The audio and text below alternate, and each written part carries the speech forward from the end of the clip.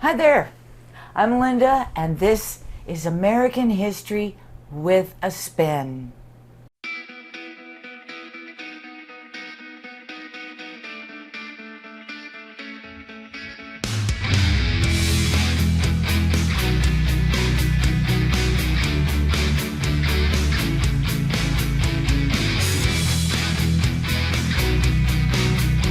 This is history for people who didn't pay attention in high school or did and want a little review.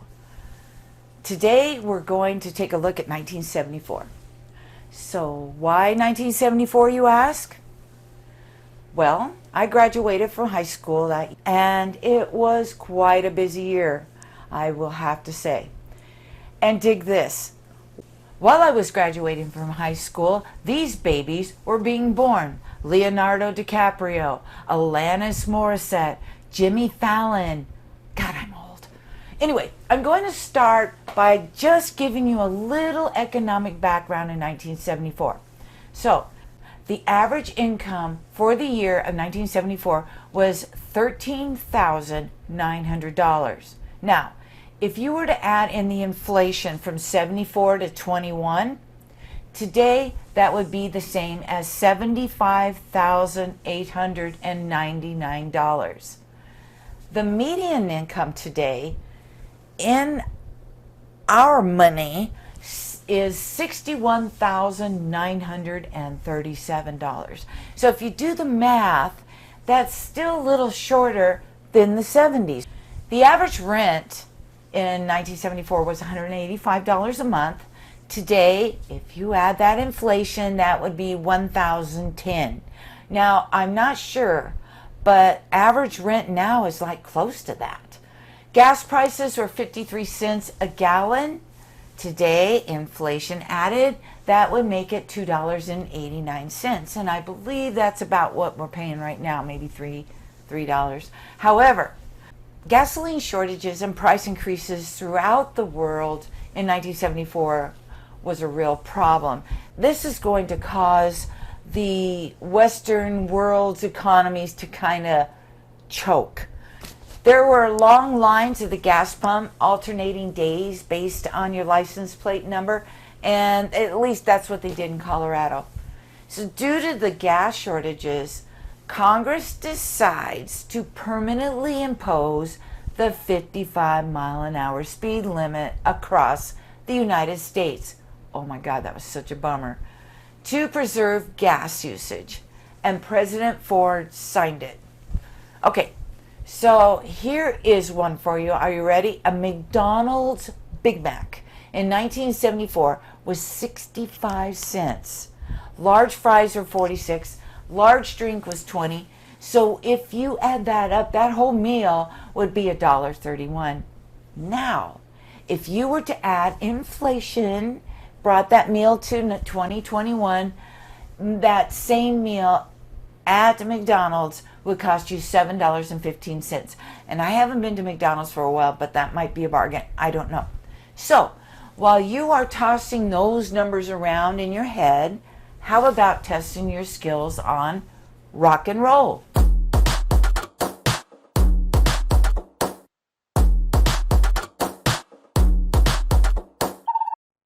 Okay, are you ready to test your skills on rock and roll? Here we go. Number 1. Which musical group started the grunge and alternative rock genre? Was it A, Pearl Jam, B, Nirvana, C, Alice in Chains, or D, Stone Temple Pilots?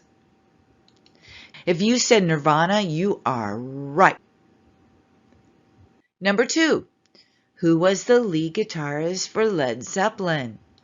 Was it A, Robert Plant, B, John Paul Jones, C, Jimmy Page, or D, John Bonham? Did you pick Jimmy Page? Right as rain. Right as rain. There he is. Number 3, Wouldn't It Be Nice is a song from which rock band? Is it A, Beach Boys, B, Rush, C, Queen, or D, Rolling Stones? If you said the Beach Boys, you are right. It is Rain. Number 5. Ozzy Osbourne was the lead singer of which band? Was it A, the Mothers of Inventions, B, Pink Floyd, C, Black Sabbath, or D, The Doors?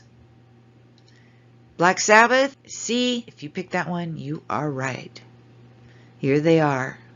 Number 6. Where is the Rock and Roll Hall of Fame?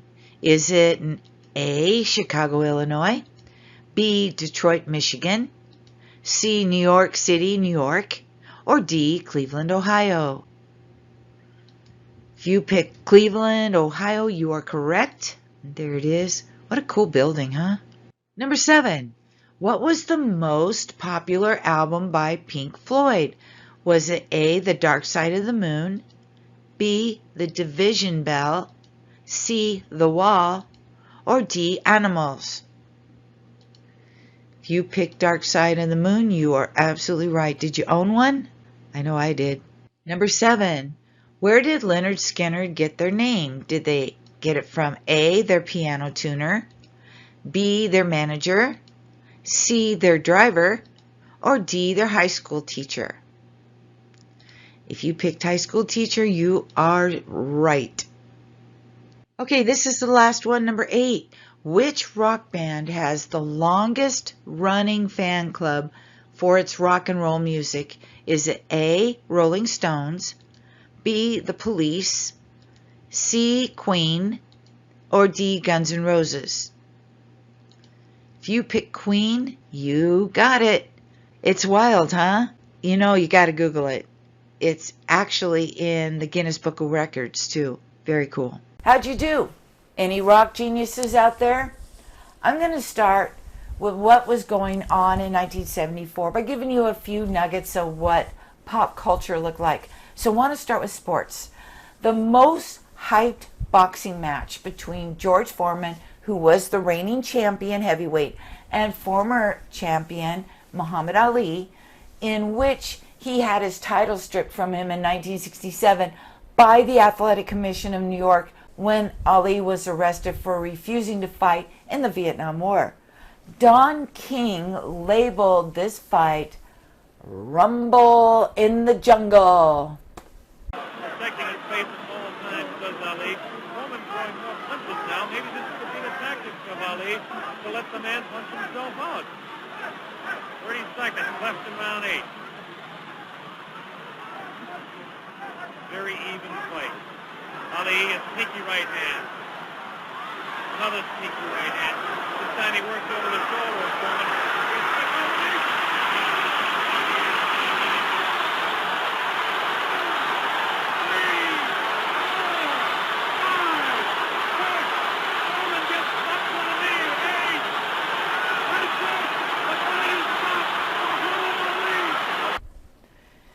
It will take place in Zaire, which is now the Democratic Republic of the Congo. Ali let Foreman throw punches at him until he wore him out. And then Ali would come in and with his quick punches, Ali knocks Foreman out in the 8th round. This will become to be known as the famous rope-a-dope. Science, the most complete hominid skeleton up to this time was discovered in Africa by paleontologist Donald Johannesson.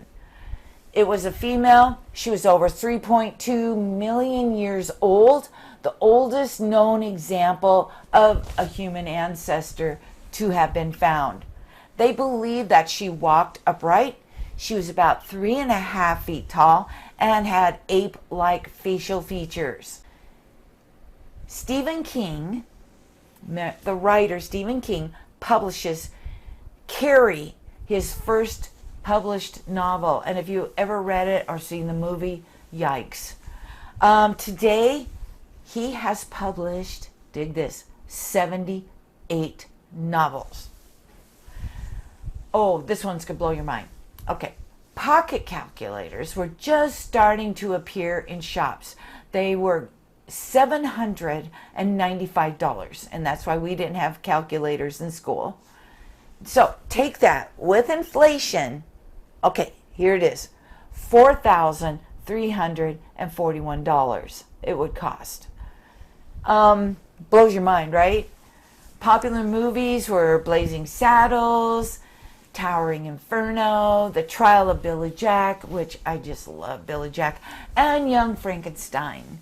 The popular songs were I Shot the Sheriff by Eric Clapton, Ricky Don't Lose That Number by Steely Dan, Sweet Home Alabama by Leonard Skinner, and It's Only Rock and Roll But I Like It by the Rolling Stones. Okay, so top cars. There are a lot of these that aren't around anymore. So, top cars. Ford Pinto, Plymouth Valiant, AMC Hornet, Chevy Camaro, which is still cool, Pontiac Firebird, Oldsmobile Cutlass. Mazda had a what they called a rotary engine, which they quit making that year in 1974. The car that they put out was the Mazda RX-4 with the rotary engine. Nissan was Datsun. Honda Civics and Toyota Corollas did not look at all like they do today. AMC Gremlin, and AMC is the American Motor Company, which are not around anymore. AMC Gremlin was voted one of history's dorkiest cars. But ironically, in 1974, the Gremlin had their best sale ever. So let's take a look at crime. This was the biggest story at the time, was this 19-year-old Patricia Hearst. She was the granddaughter of the newspaper mogul William Randolph Hearst. It was a gazillionaire family. Anyway, Patricia Hearst was kidnapped from her apartment in February of 1974. They beat up her boyfriend and neighbor who was trying to help them, stuffed her into the trunk of a car, and took off. 3 days later, this group, which called themselves the Symbionese Liberation Army, or the SLA, they were a small leftist group. They call the Hearsts up. They tell them that Patricia was being held as a prisoner of war, and they demanded that the wealthy Hearst family pay $70 in foodstuffs to every needy person from Santa Rosa to Los Angeles, California, if they wanted to see Patty alive again. So the Hearst family gave away some $2 million worth of food. Then the SLA calls them up, said that wasn't enough. They asked for $6 million more. In April 1974, the situation totally changes when a surveillance camera took a photo of Patty Hearst participating in an armed robbery of a bank, holding the machine gun and everything. She later declared in a tape that she had joined the SLA of her own free will. On May 17, 1974, Los Angeles police raided the SLA's secret headquarters and ended up killing 6 of the group's 9 members. Patty Hearst, or Tanya as she liked to call herself, and 2 others were not there. They were missing. So finally, on September 18th, 1975, little over a year and a half later, she and the 2 others were captured in San Francisco and arrested for armed robbery. Despite her claims that she was brainwashed by the SLA, she was convicted in March the 20th, 1976. She was sentenced to 7 years in prison. She only served 21 months when President Carter had her sentence commuted. That means to reduce her sentence to time served. She received a full pardon by President Clinton in January 2001, right before he left office. It's amazing what money can do. So let's take a look at politics, if you think that's messed up. 1974, politics, what a mess it was. Richard Nixon becomes the first U.S. president forced to resign. And after the Watergate scandal, Gerald Ford is sworn in as the 38th president, which is also a historical first because he was never voted in. He came up from Speaker of the House to Vice President when Agnew resigned, and then when Nixon resigned, he became president. So that's a whole new thing. In September 1974, President Ford grants Nixon a full pardon. And I'm telling you what, that went over like a lead balloon with the people of the United States. So there it is. There you have it. 1974 in a nutshell. Remember, learn something every day. Keep the brain matter moving around. I don't care how old you are. And take care of yourself. And peace out. Until next time. Don't forget to subscribe, so you'll know what year I will come up with. Down, Gracie, down.